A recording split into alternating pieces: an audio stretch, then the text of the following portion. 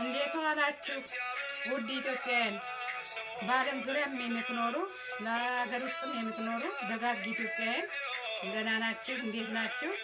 እኔ ጋር ሁሉ ሰላም ነው፣ እግዚአብሔር ይመስገን። አዲስ ዩቲዩብ ከፍቻለሁ። ግቡና ላይክ ሼር አድርጉልኝ፣ ለሁሉ አዳርሱልኝ። አይዞሽ ተጎንሽ ነን በሉኝ። እወዳችኋለሁ።